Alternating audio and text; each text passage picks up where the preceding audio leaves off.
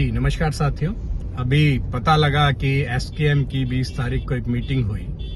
उसमें राजस्थान में हो रहे काम के बारे में एक चर्चा का विषय बना, जिसमें कहा गया कि कोई डेलीगेशन सीएम साहब से मिला और जिसमें मुख्य रूप से योगेंद्र यादव और अन्य सदस्य शामिल रहे। ऐसा कुछ सुनने में मिला।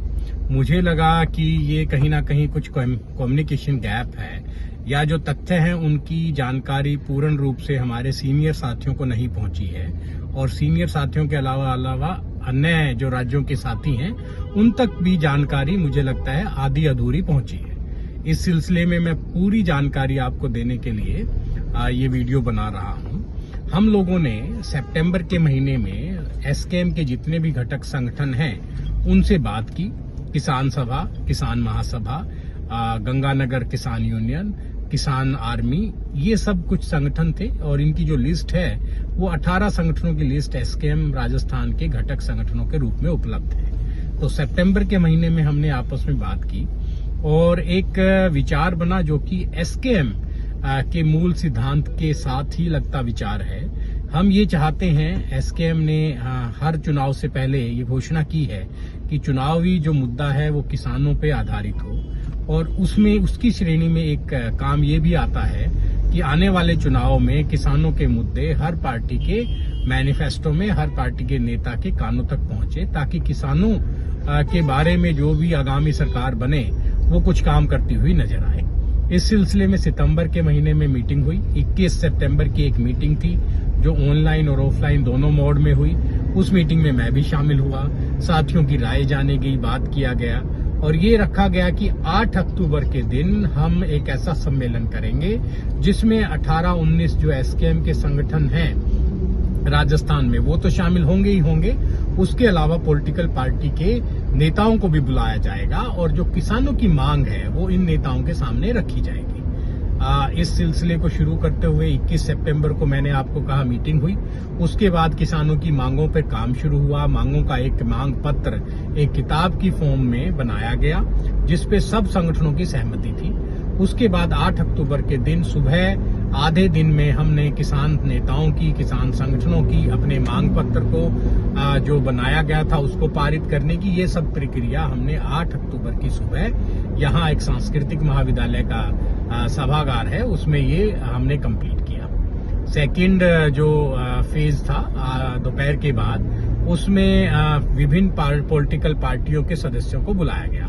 इसमें मुख्य रूप से कांग्रेस थी, कांग्रेस के अलावा आम आदमी पार्टी भी थी, सीपीएम भी थी, सीपीआई भी थी, समाजवादी पार्टी को भी भेजा गया था इनविटेशन, बीएसपी को भी, लेकिन शायद उनके प्रतिनिधि नहीं आए थे और स्वराज इंडिया को भी इनविटेशन था क्योंकि उनके प्रतिनिधियों ने भी पिछला विधानसभा चुनाव यहाँ लड़ा था। तो उस सिलसिले में ये बात हुई। फेज 2 में पॉलिटिकल पार्टियों ने, लगभग सभी पॉलिटिकल पार्टियों ने किसानों की उन मांगों का समर्थन किया।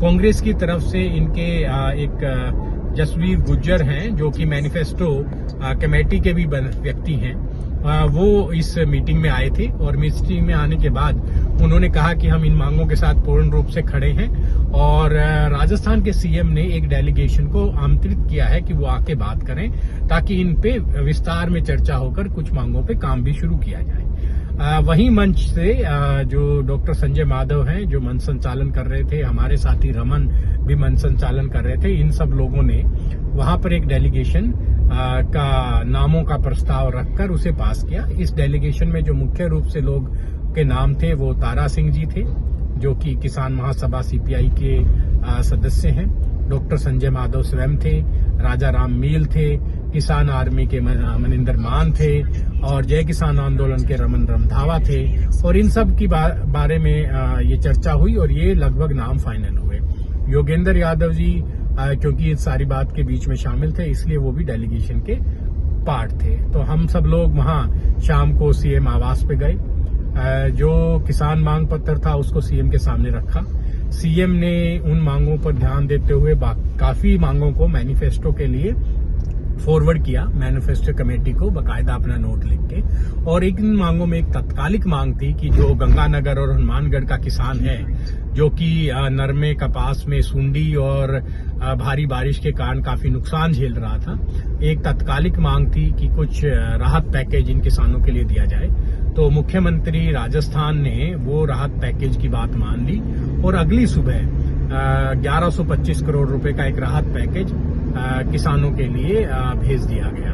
अब वो मांग उसी दिन शायद ये लग गया, आचार संहिता लग गई, जिस वजह से हो सकता है वो मांग की फाइल तो शुरू हो गई, लेकिन काम शायद चुनावों के बाद उस पर शुरू होगा। लेकिन 1125 करोड़ रुपए किसानों को तुरंत प्रभाव से मंजूर हो गए। तो ये सारी उस दिन की घटना है जो कि सितंबर के महीने से शुरू होकर 8 अक्टूबर को खत्म हुई। तो बहुत से साथियों को इसकी जानकारी थी। इस तरह से एसकेएम ने काम कर्नाटका में भी किया है, राजस्थान में भी किया है, और मैं उम्मीद करता हूं कि आने वाले सभी राज्यों में भी हम किसान की मांगों को राजनीतिक मुद्दा बनाने की कोशिश जरूर करेंगे, ताकि सरकार किसी भी ऑर्गेनाइजेशन पार्टी की बने, किसानों को कुछ ना कुछ मिले। तो कुछ साथियों को गलतफहमी थी, गलत जानकारी थी। मुझे लगा कि ये बात हमें कर लेनी चाहिए ताकि जानकारी ठीक से जाए। योगेंद्र यादव और जय किसान आंदोलन हमेशा से एसकेएम का पार्ट रहे हैं, एसकेएम के सिद्धांतों के अनुसार काम किया है, और मुझे लगता है आने वाले जीवन में भी हम किसानों के लिए काम करते रहेंगे और किसानों की और कृषि की जितने मुद्दे हैं ताकि उनकी जिंदगी पे एक अच्छा प्रभाव पड़ सके, इसमें योगेंद्र यादव जी, जय किसान आंदोलन, हम सब लोग लगे रहेंगे। धन्यवाद। जय हिंद।